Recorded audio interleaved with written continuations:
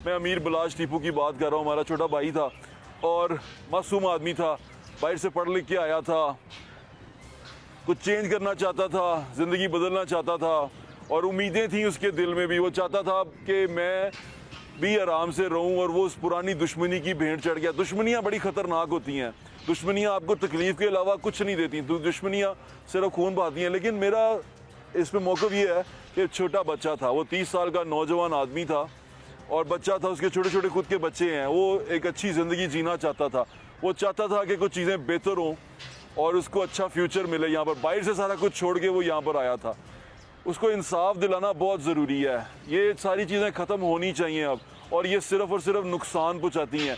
ये उन बच्चों के दिलों पे क्या इंप्रेशन छोड़ेंगी, इस सारी चीज़ों ने उसके बच्चों के दिलों पे क्या इंप्रेशन छोड़ा होगा, उसके भाइयों के दिलों पे क्या इंप्रेशन छोड़ा होगा। उसके भाई बाहर से पढ़ लिख के आए हैं, हाईली क्वालिफाइड है, उन बेचारों के दिलों पे क्या गुजर रही होगी। अब क्या वो ये दुश्मनी करेंगे, इसको कौन चलाएगा। तो ये एक केस है, एक टेस्ट केस है। इनको इंसाफ मिलना चाहिए। अब बहुत हो गया ना, ये बहुत दुश्मनी चल गई, ये बहुत चीज़ें आगे तक चली गई हैं। बेचारा अपनी जान से हाथ धो बैठा है। बहुत अच्छा आदमी था, बहुत शरीफ नफ्स आदमी था। मैं उसको ज़ाती तौर पे जानता था, बहुत शरीफ आदमी था। मैं उससे कभी किसी को ओए तोए नहीं देखा। वो बच्चा जो सा था वो लोगों से प्यार करता था, हर बड़े की इज़्ज़त करता था, छोटे से प्यार करता था, लोगों का ख्याल रखता था। अल्लाह ताला ने उसको दिया था और वो अल्लाह ताला के दिए में से बहुत देता था।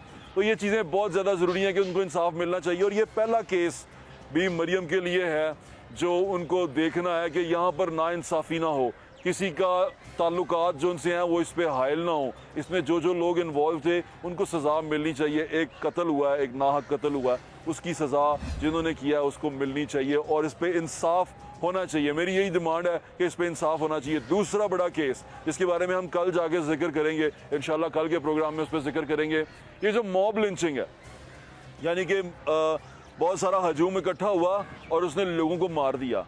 उसने लोगों को किसी के इल्ज़ाम, किसी भी इल्ज़ाम के शुबे में मार डाला। कभी किसी को चोरी के इल्ज़ाम में मार डाला, कभी किसी को तौहीन मज़हब का नाम लगा के मार डाला, कभी किसी को कुछ कर, और इतनी बेदर्दी से मार डाला कि रूह कांप गई कि यार ये हो क्या रहा है। हम इंसान हैं, हम जानवर से भी ज़्यादा बदतर हो जाते हैं जब इस तरह की सिचुएशन आती है। ये किस किस्म का मुल्क है और ये किस किस्म की तरबियत हमने इन लोगों की है। यानी कि आने वाली नस्ल इस कदर वहशी है कि इंसान को काटते हुए उनका ज़रा सा भी दिल नहीं पकड़ा जाता। यकीन माने, कोई छोटा सा चूज़ा लें, उसको हाथ में रखें, उसकी गर्दन दबाने की कोशिश करें, आपकी रूह कांप जाएगी अगर आपके दिल में थोड़ा सा है। और अगर आप इंसान के ऊपर ये जुल्म करें तो कितनी बुरी बात है। ये तमाम चीज़ें यहाँ पर हैं और इसके बारे में कल ज़रूर बात करेंगे। लेकिन नए आने वाले CM के लिए भी मरियम साहिबा के लिए हमारी नेक तमन्नाएं, और जो जो उन्होंने बात की है, जो जो उन्होंने कहा है, ये हमने महफूज कर लिया अपने दिलों में।